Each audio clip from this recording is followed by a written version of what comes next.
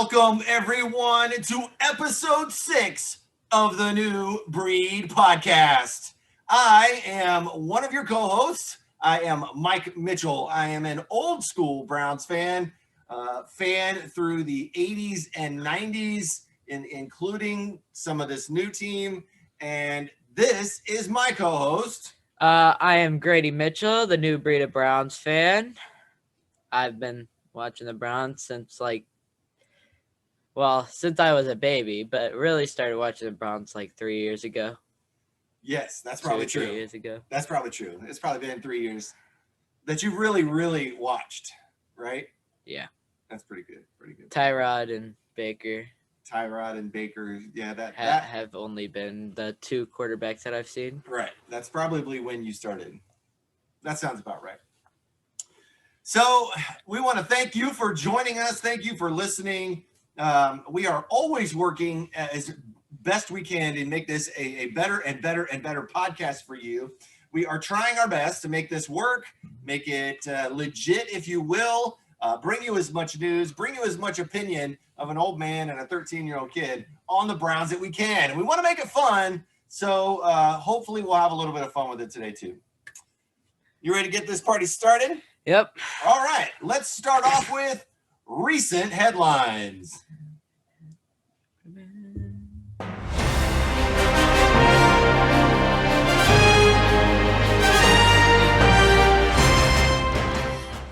We start off today's recent headlines on a bit of a somber note. Former NFL head coach Marty Schottenheimer was moved to a hospice facility near his home in Charlotte, North Carolina. It was first reported by Chris Mortensen of ESPN, and his family said in a statement Wednesday that it is because of complications from Alzheimer's disease. There's a great article out there in the repository from Steve Dorshuk entitled "Thank You, Mr. Schottenheimer."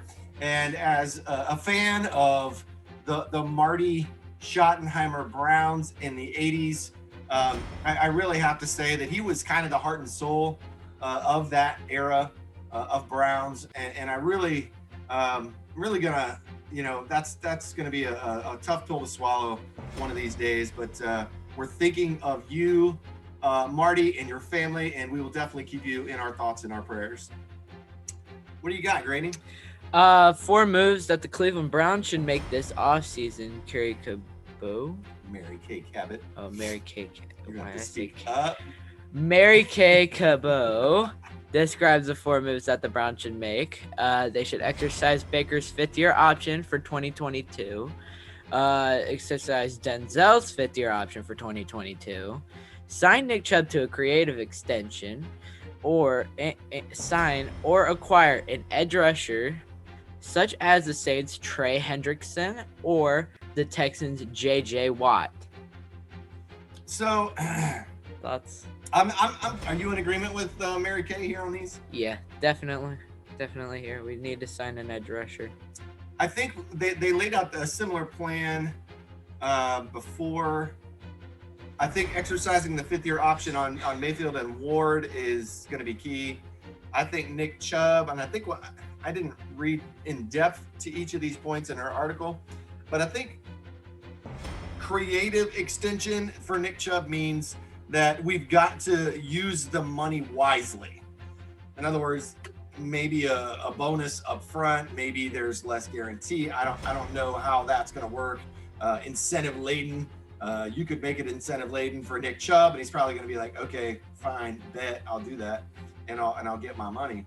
I think sign or acquire an edge rusher such as Saints Trey Hendrickson or Texas J.J. Watt. I don't see, and you can yell at me and tell me I'm crazy, but I don't see the Browns going after a free agent that's older than 30 years old. I don't think J.J. Watt's on their radar. I really don't. I think a Trey Hendrickson would work for the right money. I think that there's a couple of guys in Olivier Vernon and Porter Gustin who know the offense and are capable. What's your take? I mean, I think we have to take an edge rusher, though. We have to get somebody to fill in our depth. But yeah, I don't say we go really old, like over 30. I definitely don't think that we will at all for anybody, unless it's depth. I could agree with that. But it'd have to be for the right money if they're not going to spend. If they're not going to spend that money, it's going to have to be for the right money. Yeah. Right?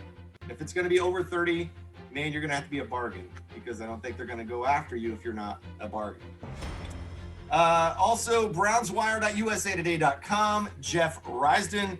The Browns work out 2 defensive linemen. Interesting.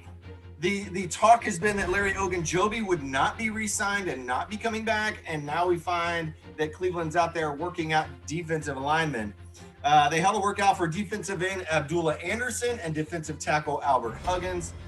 Neither has been signed to a reserve/futures contract as of yet. Anderson has 3 years of NFL experience, spending his first 2 seasons with Chicago.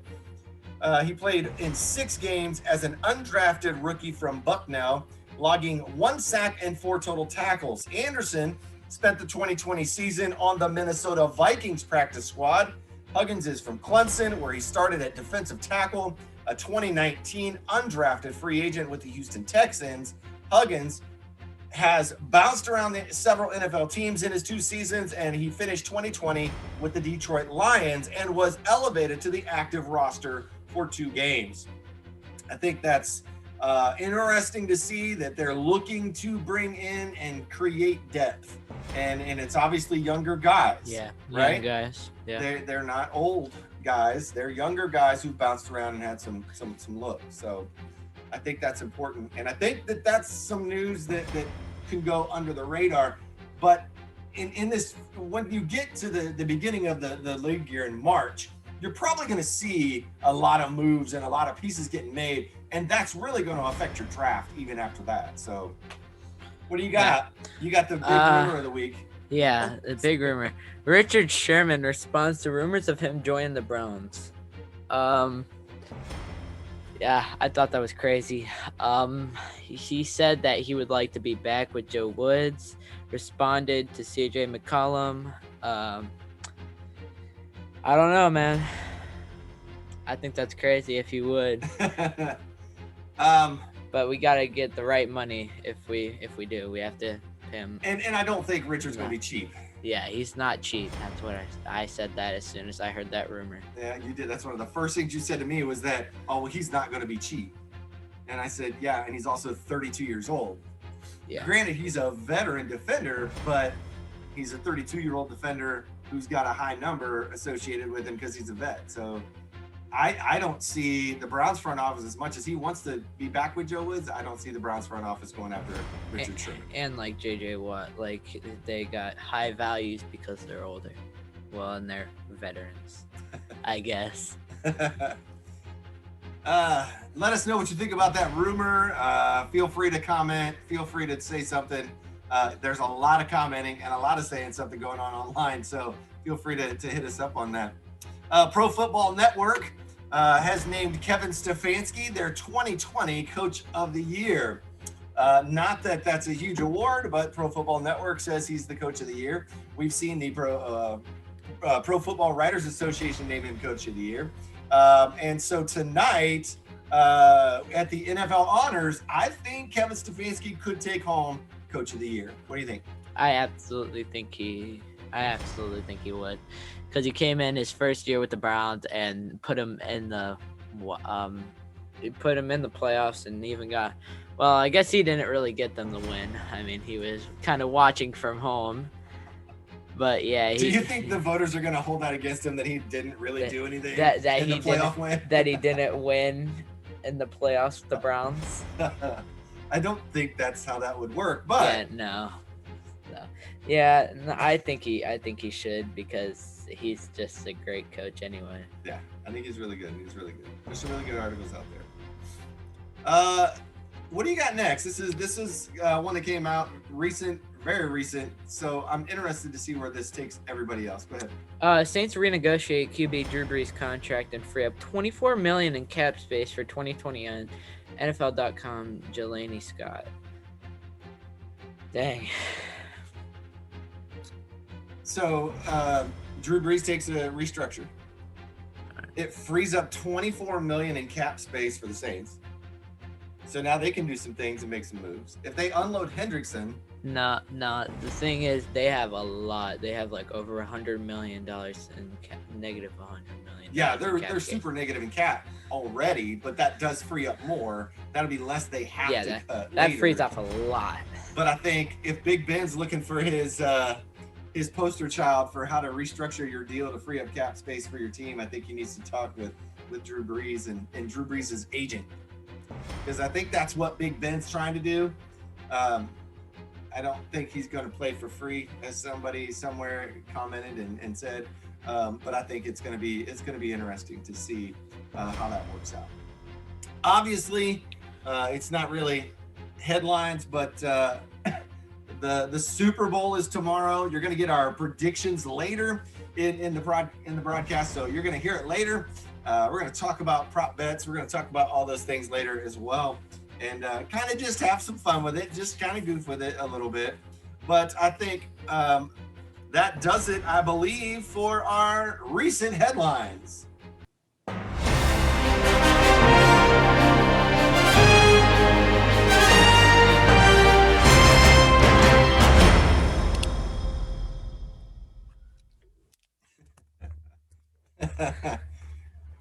Thank you very much for our recent headlines fun that we're having. Those of you on YouTube, you got a better shot of that than those listening on their podcast choice of provider, if you will. Moving on, we are going to continue here in the month of February our celebration of Black History Month by bringing you a Browns take on Black History Month. This is the Browns Black History in Review. For us, we started with Bill Willis last episode, and you can't have Bill Willis if you don't have one of the greatest, Marion Motley. Marion Motley was an American professional football player who was a fullback and linebacker for the Cleveland Browns in the All-American Football Conference, the National Football League as well. He was a leading pass blocker and rusher in the late 1940s and early 1950s, and ended his career with an average of 5.7 yards per carry, a record for running backs that still stands. A versatile player who possessed both quickness and size, Motley was a force on both offense and defense. Fellow Hall of Fame running back Joe Perry once called Motley the greatest all-around football player there ever was. Motley's family moved to Canton, Ohio when he was 3 years old, and Marion attended Canton McKinley High School, where he played on the football and basketball teams. He was especially good as a football fullback, and the McKinley Bulldogs posted a win-loss record of 25-3 during his tenure there.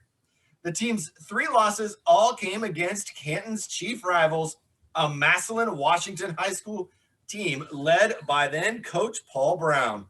After he graduated, Motley enrolled in 1939 at South Carolina State College, a historically black school in Orangeburg, South Carolina. He transferred before his sophomore year to the University of Nevada, where he was a star on the football team between 1941 and 1943. As United States involvement in World War II intensified, Motley joined the U.S. Navy in 1944 and was sent to the Great Lakes Naval Training Station.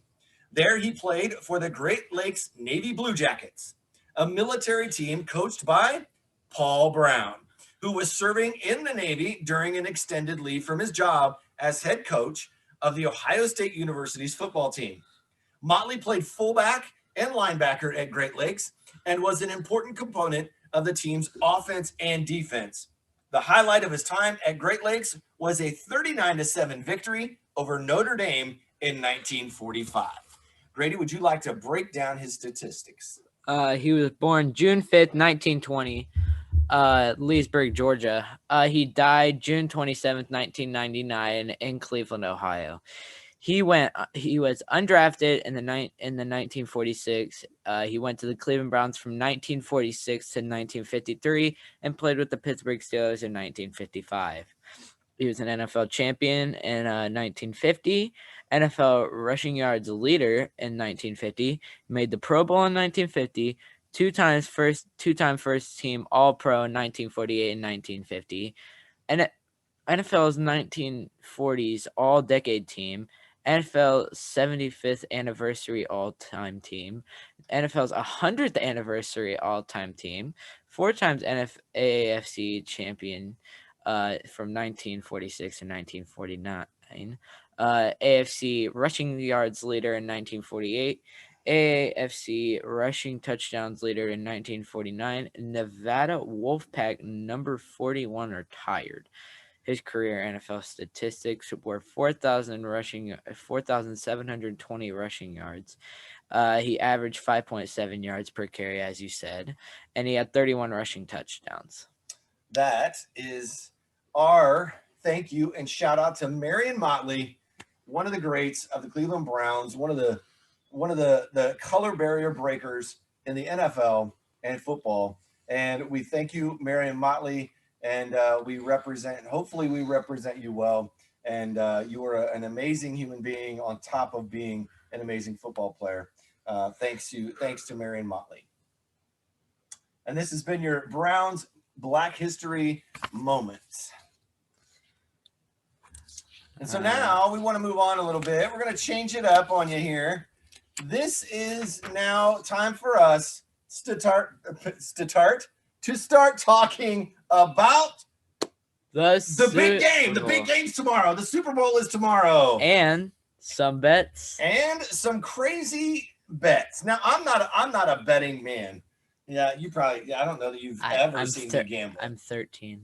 You're 13. You're not going to go place bets. I'm not going to go place bets. So, but I've never seen you gamble. No. I'm not. Don't take gambling advice from me. I do not know what I'm doing. Yeah, especially from our predictions. Of the, If you go back to the AFC Championship game predictions and the division, well, yeah, it was the AFC Championship game predictions that we put out there. And the NFC. Don't do that. Don't put us in charge now. So we thought that it would be fun to look at Super Bowl prop bets. Now, predictions and prop bets are fun. Things that are silly. For example, you can get even odds on what will the coin toss land on, heads or tails. You want to put money on that? I don't want to put money on that. I think that's silly. Someone somewhere in the United States or around the world right now, though, is. I can guarantee it. And they just might make money off of it. But there's so many of these. And I just tried to grab a few of them. Which one was your favorite? The COVID-19 vaccine commercial. I think that one's pretty funny. Will there be a COVID-19 vaccine commercial? One of the classics is the Gatorade color. That one's. I like this. Did you see the odds on the COVID vaccine commercial? Will there be a COVID vaccine commercial? 120. Plus 120 for a yes and minus 160 for a no. So it's a negative 40 odd. I don't think that they're, it's like, wow, that's not very good. Obviously, somebody thinks there's not going to be one, or there is, whichever that direction goes. You like the color of liquid poured on the winning coach. Lots of options. Purple seems to be your best bet, even though it looks like it could be the worst choice. But plus 900 on the purple. I think it's going to be lime. You think it's going to be lime? Yep. Maybe we should like respond to these on our own and then go back and as we watch the game try to find which each one and of these every happened. one of them. All right. So the coin toss. What do you got? Yeah, I got tails. I got tails. So that means I got heads. No, you can choose whatever one you want. Well, again, Graham, we're going to go head to head. So I'm going to go the opposite way. Oh, okay. So your tails, I'm heads. Oh my gosh, don't push too hard. Anheuser-Busch. Which Anheuser-Busch brand commercial will air first? I'm saying Bud Light Seltzer. Bud Light Seltzer, organic or ultra organic seltzer, or the seltzer lemonade? You went seltzer lemonade. Yeah. There's Bud Light at plus 120, Michelob Ultra at plus 175, Michelob Ultra Organic Seltzer at plus 200. It's their newest, I think. I'm going to go with Michelob Ultra Organic Seltzer. That's my pick. It's probably going to be Bud Light, though.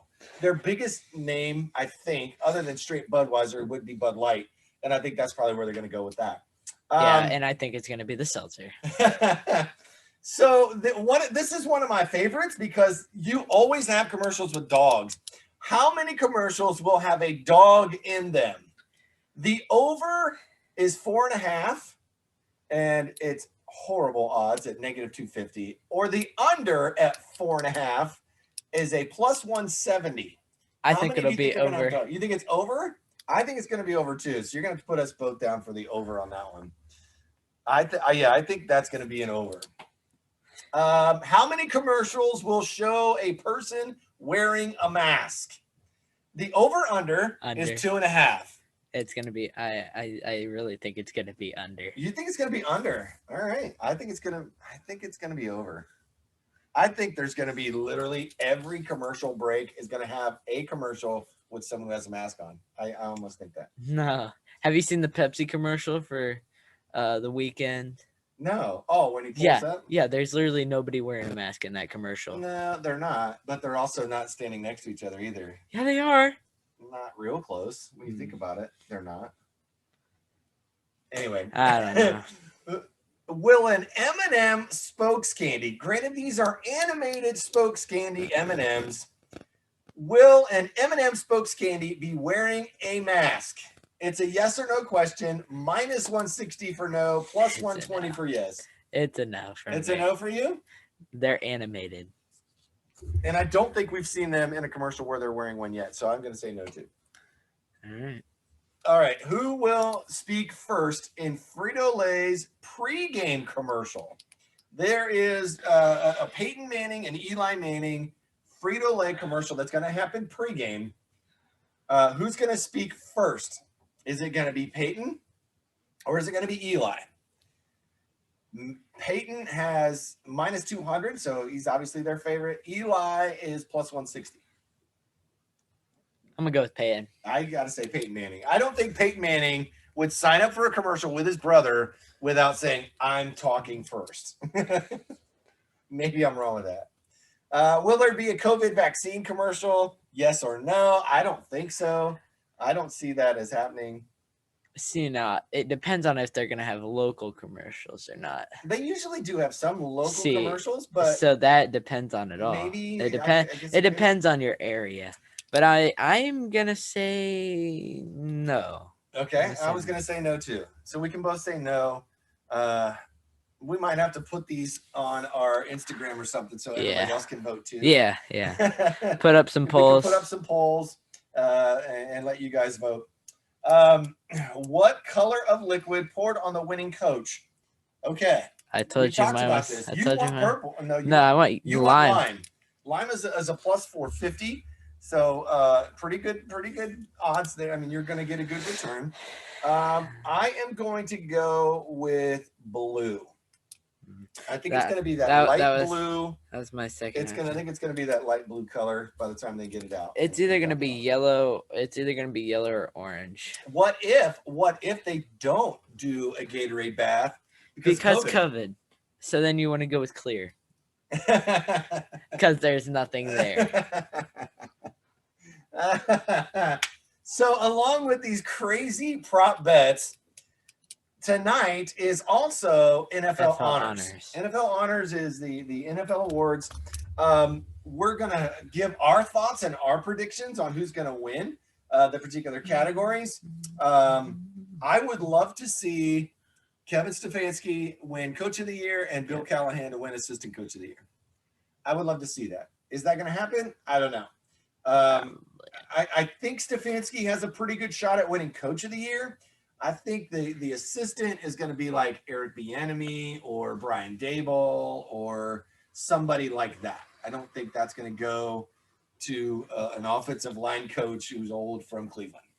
But I don't know many. I would have to say, assistant coaches. if you look at the improvement from one year to the next of what happened to the offensive line in Cleveland, he did a pretty good job. So that's my opinion there. What do you got? What for coach of the year? Sure. Coach of the year, I got Kevin Stefanski, of course, because he's done a lot. I don't really know many assistant coaches. Fair enough. I'm trying to think. You could go Alex Van Pelt. Because he led us to a playoff win. Yeah, I'll go with that. Alex Van Pelt. Okay, who is your defensive rookie of the year? Chase Young. Chase Gotta be. Young. Gotta be. I am torn on this one because Chase Young or Jeremy Chin. See, that I was going to go Jeremy Chin because Chase Young actually missed games. He missed. He left but the Cleveland game. But he made it to the championship. But he made it to. He left the playoff game. Yeah, but I haven't looked at his stats. I don't know where they were. But Jeremy Chin was off the chain. I mean, that guy is a baller. I mean, he was everywhere for that defense. But they didn't win anything, so they didn't go to the playoffs. Yeah, no. But I think it's going to be Chase Young. I would rather see it go to a guy like Jeremy Chin myself. But who is your offensive rookie of the year? Justin Herbert. Ooh, Justin Herbert. Nice. You know, because he played pretty great stepping into that top role and for the Chargers and leading them to a couple of wins. Played pretty well. I think he's got good stats. I think but I think it's probably going to end up going to Jefferson. Yeah. From Minnesota. Yeah, but I'd like to see it go to Justin. I think Justin Herbert is right there with him. It would have been better for us had it been Donovan Peoples-Jones, but he doesn't have the stats that Jefferson's got. He's got a couple touchdowns though. Two? I think he had two. I think one against the Bengals and one against the Titans. Which that Titans touchdown was nasty. It was right on. But I think it's between Herbert and Jefferson. Just my personal opinion. Well, then who are you going with? I am gonna go with Jefferson. All right. You got Justin Herbert, right? Yeah. Okay. Who is your defensive player of the year? Who do you got?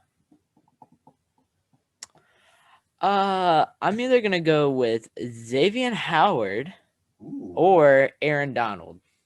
Xavier Howard's interesting because he had the most picks this year, and he's pretty good corner. That's all I'm saying. He's pretty tough.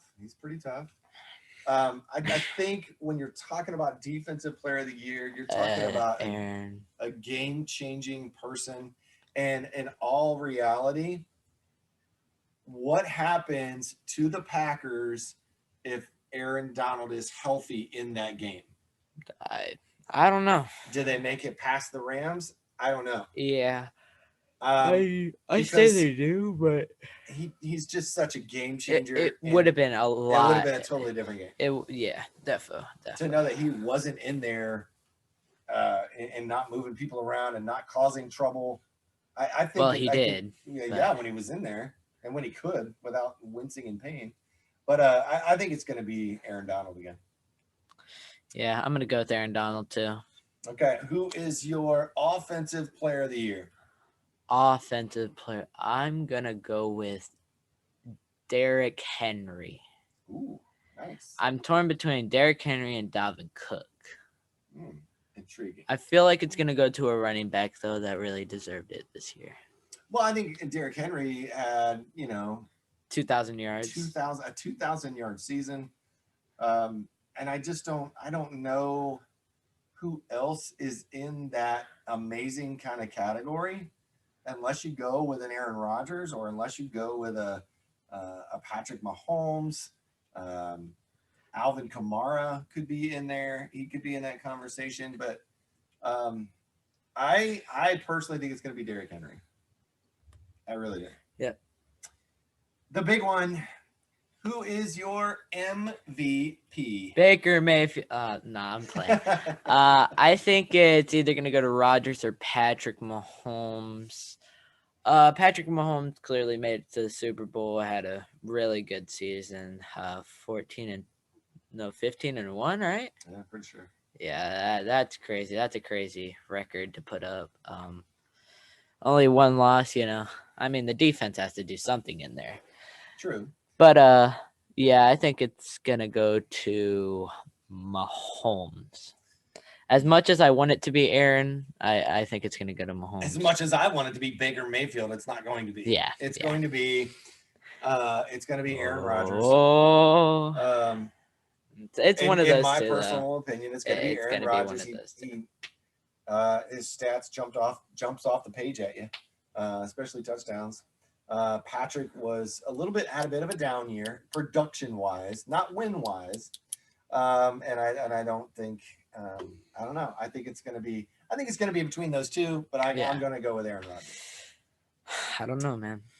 So, all right, there's this game being played tomorrow called the Super Bowl. It's just a little important. It's just the end of the entire NFL season.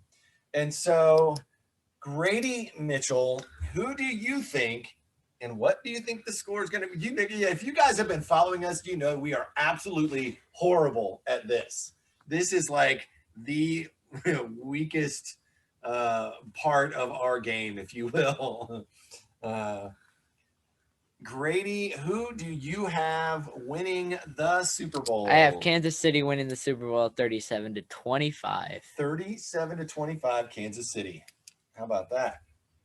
I'm gonna take a chance, and I am going to say that the Kansas City offensive line does not hold up well to the pressure of Tampa Bay's front. Even though Patrick Mahomes is going to get his shots in, he's going to beat the blitz quite a bit.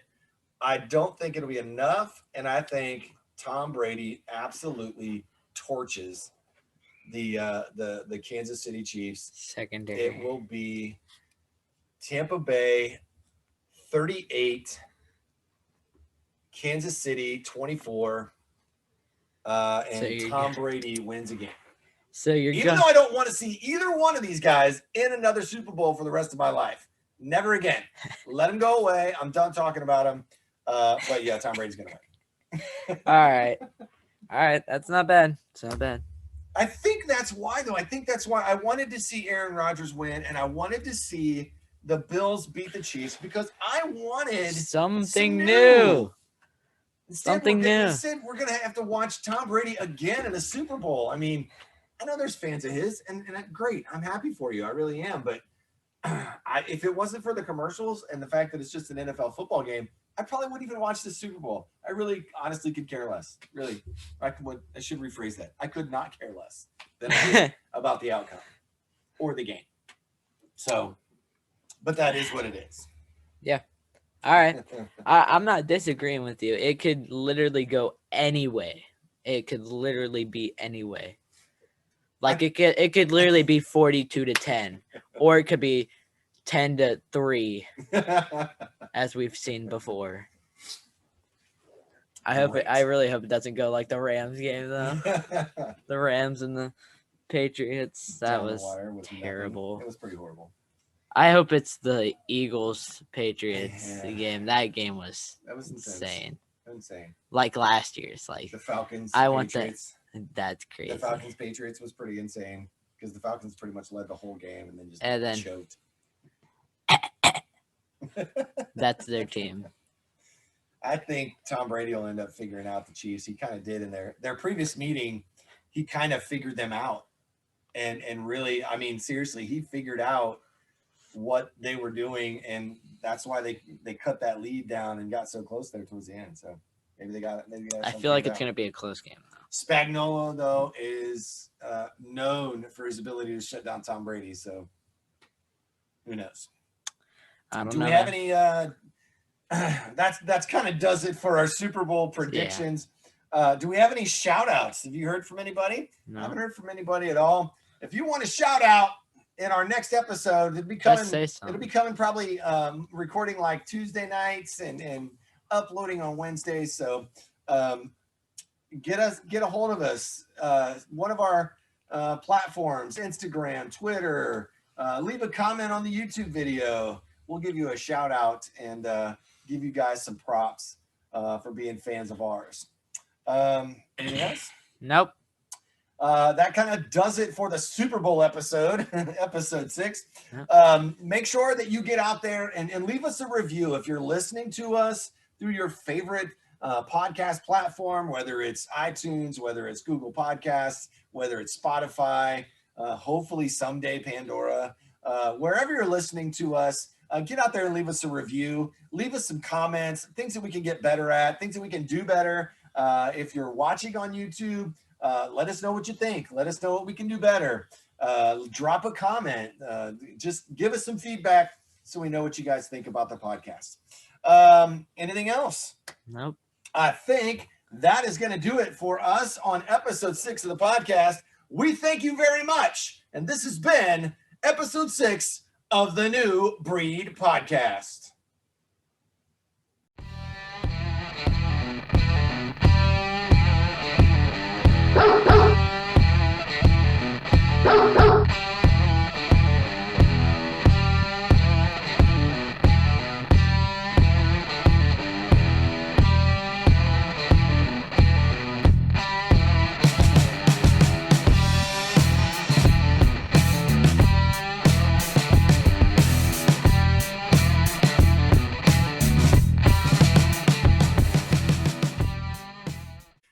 You totally didn't think that I was going to leave this episode without barking, did you?